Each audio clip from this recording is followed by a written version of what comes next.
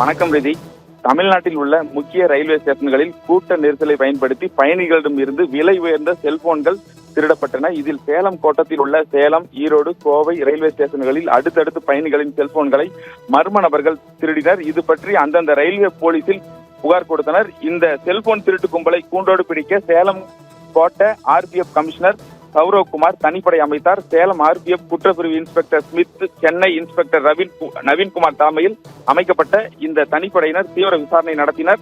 அதில் ரயில் பயணிகளிடம் விலை உயர்ந்த செல்போன்களை திருடி செல்வது ஜார்க்கண்ட் மாநிலத்தை சேர்ந்த நோவானியா கொள்ளை கும்பலில் சேர்ந்தவர்கள் என்பது உறுதி செய்தனர்.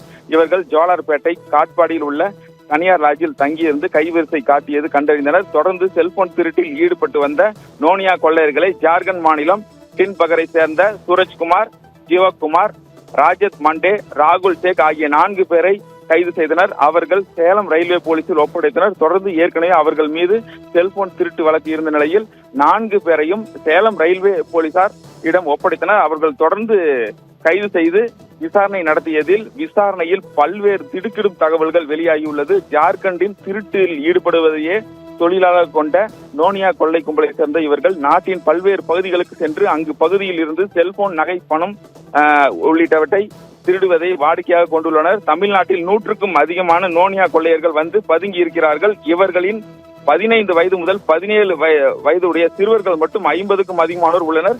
குறிப்பாக பஸ் ஸ்டாண்ட், ரயில்வே ஸ்டேஷன்களில் பயணிகள் கூட்டம் அதிகம் இருக்கும் பொழுது கையில் துண்டு அல்லது ஒரு பேப்பரை வைத்துக் கொண்டு சட்டை பையில் அருகே சென்று நைஸாக செல்போனை திருடி மற்றொரு நபரிடம் அடுத்த நொடியே கொடுத்து விட்டு தப்பிடுவார்கள். இத்தகைய செல்போன் திருட்டில் சிறுவர்களையே ஈடுபடுத்தி வருகின்றனர்.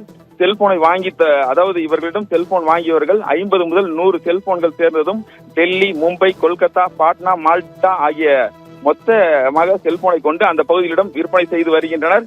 தொடர்ந்து இவர்கள் திருடுவது குறிப்பாக ஐபோன், S24 அல்ட்ரா, சாம்சங் உள்ளிட்ட விலை உயர்ந்த செல்போன்களை மட்டும்தான் குறிவைத்து திருடி வருகின்றனர். இவர்கள் தற்பொழுது தமிழகத்தில் 20 பேர் இருப்பதாகவும் அவர்களில் 10 பேர் அடையாளம் காணப்பட்டுள்ளனர். தொடர்ந்து அவர்களை கைது செய்யும் நடவடிக்கையில் காவல்துறையினர் ஈடுபட்டு வருகின்றனர். மேலும் தற்பொழுது கைதான 4 பேரை சேலம் மத்திய சிறையில் அடைப்பதற்கான பணிகளை மேற்கொண்டு வருகின்றனர். ரிதி.